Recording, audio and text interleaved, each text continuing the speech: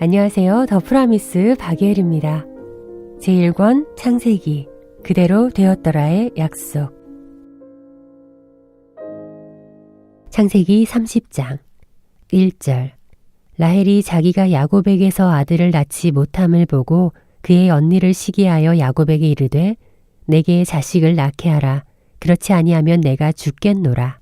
12아들의 비밀.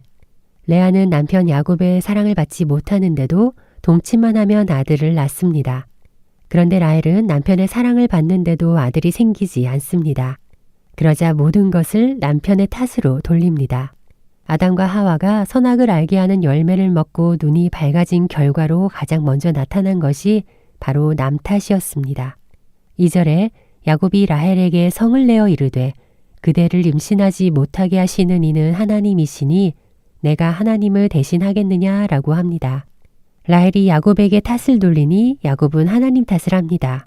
딱 창세기 3장에서 아담의 모습입니다. 선과 악을 알게 하는 열매를 먹은 것이 하나님이 내게 주신 여자 때문이라고 말하는 모습 같습니다. 야곱의 입장에서는 레아도 라헬도 하나님도 모두 걸고 넘어집니다. 레아가 아들을 잘 낳는 모습은 라헬을 격동하고 라헬이 아들을 낳지 못하는 것은 하나님이 주시지 않은 것이니 모든 책임이 자신에게 돌아오는 것을 인정하지 않습니다. 그러니 성을 내고 맙니다. 3절에 라헬이 이르되 내 여종 비라에게로 들어가라. 그가 아들을 낳아 내 무릎에 두리니 그러면 나도 그로 말미암아 자식을 얻겠노라 라고 합니다. 그야말로 야곱의 인생은 조상들의 죄를 모아놓은 종합 선물 세트 같습니다. 결국 사라가 썼던 세상 방법에 라헬도 유혹됩니다. 그 당시에는 공공연하게 쓰이던 방법이 바로 첩을 통한 출생입니다. 사라처럼 상속자를 얻겠다는 간절한 마음이 아니라 라헬은 레아에 대한 승부욕 때문이었습니다. 탐욕이라는 죄를 다스리지 못하고 자기 욕심을 따라 야곱에게 죄를 짓게 만듭니다. 야곱뿐만 아니라 자신의 여종에게도 죄의 씨앗을 심습니다. 아들을 얻기 위해 주인과 여종의 경계를 없애니 훗날 라헬의 여종 비라는 레아의 장남인 르우벤과 동침하는 죄를 범하고 맙니다. 6절에 라헬이 이르되 하나님이 내 억울함을 푸시려고 내 호소를 들으사 내게 아들을 주셨다 하고 이로 말미암아 그의 이름을 단이라 하였으며 라고 합니다.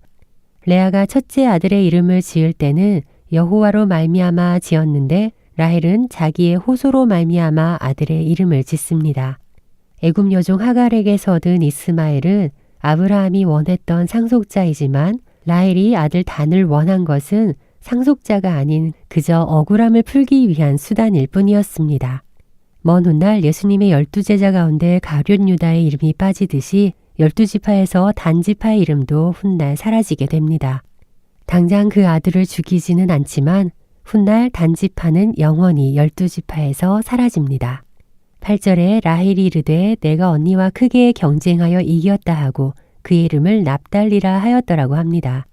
여종 빌하가 둘째 아들을 낳자 이번에는 내가 언니와 크게 경쟁하여 이겼다는 의미로 납달리라는 이름을 지어줍니다. 레아가 임신하여 아들을 낳았을 때는 없었던 말이 야곱에게 아들을 낳은지라입니다.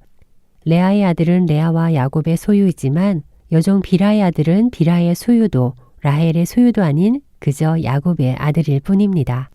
마찬가지로 레아의 시녀 실바가 낳은 아들도 야곱에게서 아들을 낳음에 라고 정확하게 기록합니다. 11절에 레아가 이르되 복되도다 하고 그의 이름을 가시라 합니다. 13절에 레아가 이르되 기쁘도다 모든 딸들이 나를 기쁜 자라 하리로다 하고 그의 이름을 아셀이라고 합니다. 레아도 라헬의 영향을 받아 야곱에게 시녀를 들여보냅니다. 똑같이 시녀를 통해 낳은 아들이어도 라헬은 억울하다 경쟁에서 이겼다로 이름을 짓고 레아는 복되도다 기쁘도다 라는 이름을 짓습니다. 이렇게 자녀의 이름을 지을 때에도 하나님을 생각하니 하나님은 레아에게 후손의 복을 계속 더하십니다. 도저히 이길 수 없다는 것을 깨닫자 이번에는 언니의 합한 채를 구합니다. 15절에 레아가 그에게 이르되 네가 내 남편을 빼앗은 것이 작은 일이냐 그런데 네가 내 아들의 합한 채도 빼앗고자 하느냐. 라헬이 이르되 그러면 언니의 아들의 합한 채 대신에 오늘 밤에 내 남편이 언니와 동침하리라 하니라 라고 합니다. 라헬은 내 남편이라고 당당하게 말하지만 레아는 어쩐지 그 말에 동의합니다. 합한채는 임신 촉진제로 쓰이는 열매인데 라헬은 언니가 합한채 때문에 아들을 4명이나 얻었다고 생각합니다. 아무리 언니가 유다를 낳고 하나님을 찬송하는 이름을 지어도 라헬은 하나님에 대한 관심이 없습니다. 그러니 아들을 낳지 못해도 하나님께 간구하지 않습니다. 그러니 라헬은 언니와 거래를 합니다. 라헬의 관심은 야곱을 통한 믿음의 후손을 얻는 것이 아니라 오직 언니를 이겨야 된다는 생각뿐입니다. 반면 레아는 동생에게 합한채를 주고서라도 남편을 갈망합니다. 남편을 원하고 해산의 고통을 겪는 것이 저주처럼 보이지만 결국은 여자의 후손으로 오실 예수 그리스도를 기대하고 아들을 낳는 소망입니다. 오늘은 여기까지입니다. 감사합니다. 우리 내일 또 만나요.